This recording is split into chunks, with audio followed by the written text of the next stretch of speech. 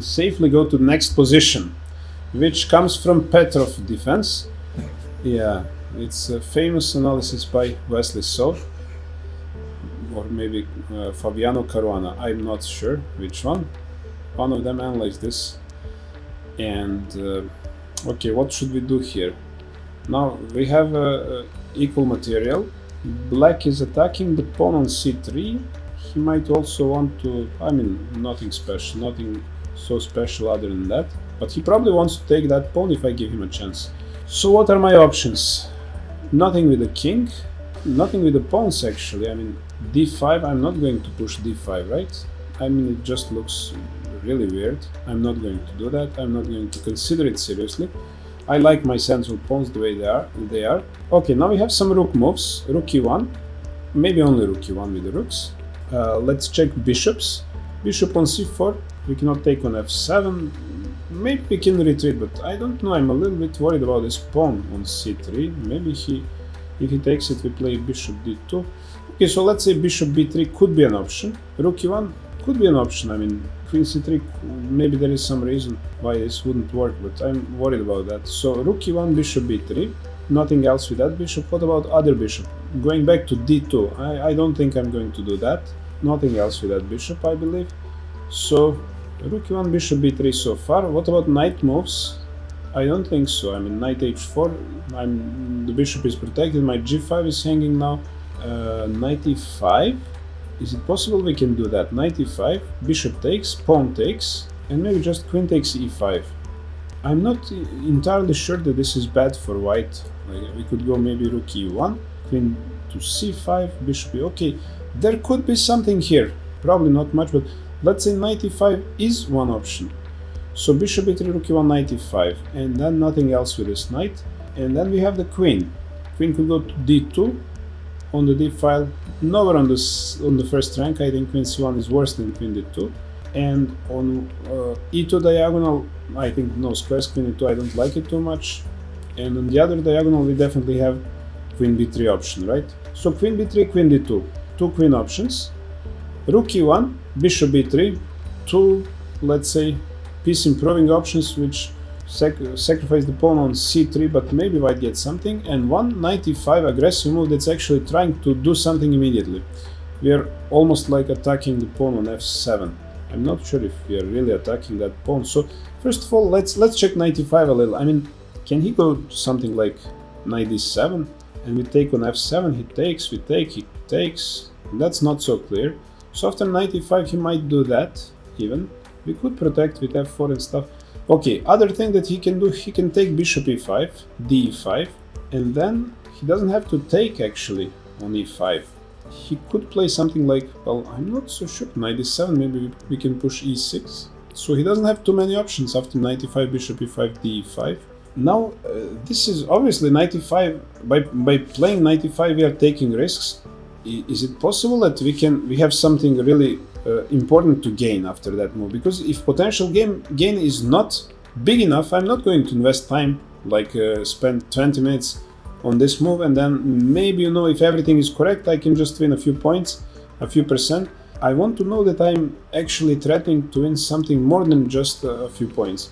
So knight e5, is it really dangerous for black? I mean, he could probably even go queen c7 back, but then I would be happy with this move, I guess. So my main concern is bishop takes, pawn takes, queen takes e5, rook e1, maybe queen c3, and now, you know, it looks a little bit dangerous for black, to be honest, like bishop e7 or... So I'm just going to check other moves. I'm not so sure. This could be, potentially, this could even be the best move. Well, I believe that black has options, and this is definitely not terrible for him. So let's check queen b3 option. That's also protecting c3, attacking f7 and b7, so that might be a great move. After queen b3, what is black going to do? I guess his idea is to push b5. If he goes something like queen c7 instead, queen b6 is another option, queen c7 is another option, pushing b5, that's also possible. I mean, the option that I like the least for myself is b5, and I have to go back to e2, and then he can go bishop e6, chase my queen away, then block me on the light squares. I don't like this too much, so I think I'm not going to go for that.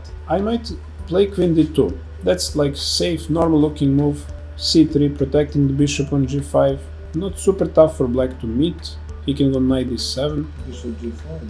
Maybe bishop g4 horizon. But if he goes bishop g4, then I'm definitely going to go knight e5. He takes, I take, he takes. Now I have rook e1. Now I have a lot more compensation than before. So I would probably like to see that. So queen e2 is, I guess, my normal option.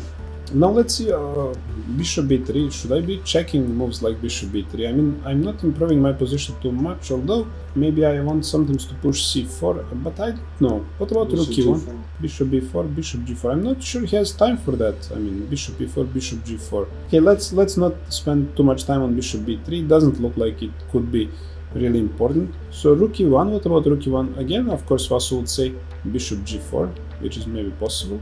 Rook e1 is maybe an option. So thinking a little bit more, I narrowed down my choice to queen d2, rook e1, and knight e5.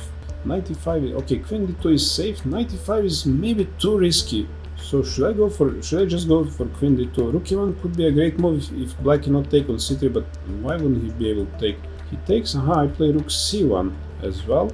Entering game with another piece, that could be actually problematic for black. So why don't I just play rook e1? Maybe really bishop g4, but then I can go bishop e7. Takes, I take, b7, f7, some options there. After rook e1, bishop g4, can I do anything else? Maybe yes, maybe not.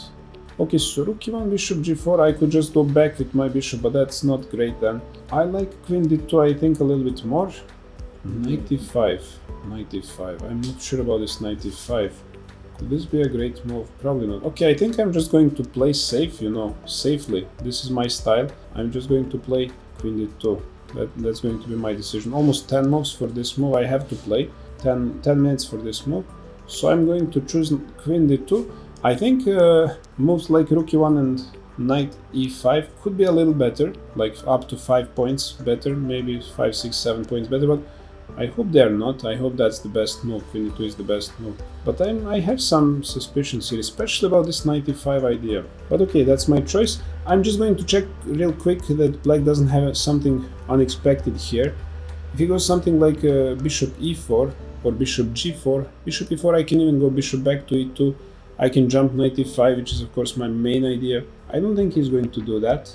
I think he's going to have to develop with knight e7. Yes. So I'm going to check one more time. Nothing with any piece. I'm just scanning all his moves, all black's moves, and I think he has nothing special. So I'm going to go for queen d2. Oops, that's it. So wow, that's so surprising. Okay, first of all, that's not a big mistake, just 3%. So I'm just checking knight h4. Knight h4. That's looking like a really weird move to me. I mean, away from the center. Now we try to analyze. I'm just curious about, you know, other moves. So knight h4, I didn't believe in this move. I mean, I almost discarded it immediately. But actually, it's maybe not too bad. So what is the point? We are attacking the we are attacking the bishop, yes, but it's defended and this is without protection. This was my reasoning. And for example, he can go back to d7 c8. Okay, d7 c8, I mean, I can understand. He can also go back to e6 or even g6. Let's say he goes back here. And now we are winning after f4. That's amazing. f4, f5, and white wins. So he cannot do that. So here, what if he plays bishop e4? That's another way to lose the game after queen g4. And huge attack, bishop hanging. Okay, I can understand this too. So the bishop is not under attack. Let's suppose he develops. Okay, that's not that terrible, but now the machine likes white chances really much. Trades on f5 and pushes h4. I don't see why my advantage is so big. I would just guess that after knight b6, white would be somewhat better, but not too much. Bishop d3. Okay, machine is suggesting queen d5. Myself, I would consider a more modest move. And then machine wants to go to f3 and thinks that white is so much better. Let's check rook e1 a little. Rook e1, that's a good move, and actually it's not so easy to take here because you go rook c1, give the pawn, and one he goes back. Now we have bishop e7, yeah, so that move is possible, rook e1, and black shouldn't accept the gift, should go knight e7, so that's another option. I mean, Position was very interesting actually. And okay, let's check queen b3 move. After b5, black has no problems. That's what engine thinks, and we agree with this. And finally, let's check knight e5. So even this move is interesting. So second move, bishop takes e5 actually.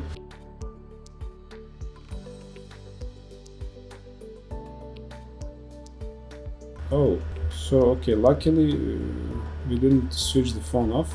So we play knight e5. We should click analysis. Knight e5. Oops. Bishop e5. Bishop takes, pawn takes. Now something else. He didn't know. Yeah, but I'm just curious about this because this, and it's just too much. Yes. Yeah, it's too much. So he must not accept this pawn either. So knight e5 was an interesting move, but black shouldn't take it all. Black should play knight e7, which is also the move that we considered. And now after f4, somehow this is just not enough. Okay, so knight d7 is great against this idea. I didn't see it so clearly, but I thought that this was dangerous, and also I saw that it was another option for black to capture, to take knight and then don't take the pawn on e5. This is also, he has a few options to rook e8 or queen c5, which is, I felt it correctly. So, but not taking the c3. But not taking the c3. Yeah, this looks a little bit, oops. So black has one option.